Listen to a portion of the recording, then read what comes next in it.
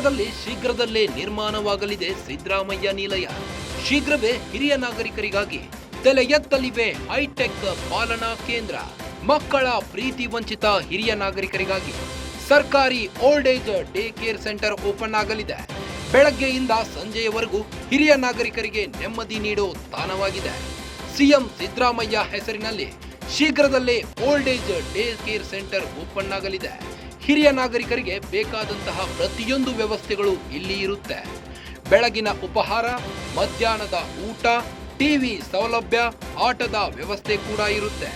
Doctor facility, walking track, ಯೋಗ class, swimming pool ವ್ಯವಸ್ಥೆ ಕೂಡ ಇಲ್ಲಿ ಇದೆ.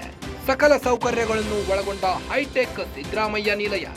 ಬೆಳಗ್ಗೆಯಿಂದ ಸಂಜೆಯವರೆಗೂ ಇಲ್ಲಿ ಹಿರಿಯ ನಾಗರಿಕರದ್ದೇ ದರ್ಬಾರ್. ಹಿರಿಯ ನಾಗರಿಕರಿಗೆ ನೆಮ್ಮದಿ ನೀಡೋ ತಾಣವಾಗಲಿದೆ ಸಿದ್ದರಾಮಯ್ಯ ನಿಲಯ. ರಾಜ್ಯದ 4 ಕಡೆಗಳಲ್ಲಿ ತಲೆ ಎತ್ತಲಿವೆ ಹಿರಿಯ ನಾಗರಿಕರ ಪಾಲನಾ ಕೇಂದ್ರ. ಸಿದ್ದರಾಮಯ್ಯ ಸರ್ಕಾರದಿಂದ ಶೀಘ್ರವೇ old age day care centre ಶುರುವಾಗಲಿದೆ. ರಾಜ್ಯದಲ್ಲಿ ಶೀಘ್ರದಲ್ಲೇ ಶುರುವಾಗಲಿದೆ old age day care centre. ರಾಜ್ಯದಲ್ಲಿ ಶೀಘ್ರದಲ್ಲೇ ಸಿದ್ದರಾಮಯ್ಯ ನಿಲಯ ನಿರ್ಮಾಣವಾಗಲಿದೆ. ಮಕ್ಕಳ ಪ್ರೀತಿ ವಂಚಿತ ಹಿರಿಯ ನಾಗರಿಕರಿಗಾಗಿ ಸರ್ಕಾರಿ old age day care centre open ಆಗಲಿದೆ. ಬೆಳಿಗ್ಗೆಯಿಂದ ಸಂಜೆಯವರೆಗೂ ಹಿರಿಯ ನಾಗರಿಕರಿಗೆ ನೆಮ್ಮದಿ ನೀಡೋ ತಾಣವಾಗಿದ್ದು, ಸಿಎಂ ಸಿದ್ದರಾಮಯ್ಯ ಹೆಸರಿನಲ್ಲಿ ಶೀಘ್ರದಲ್ಲೇ ಪ್ರಾರಂಭವಾಗಲಿದೆ.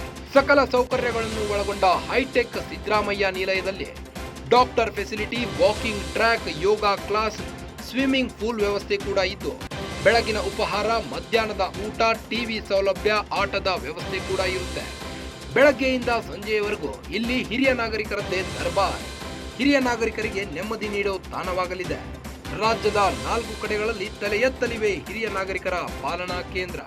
Old age day care centre Siddaramaiah ಸರ್ಕಾರದಿಂದ ಶೀಘ್ರವೇ ಶುರುವಾಗಲಿದೆ.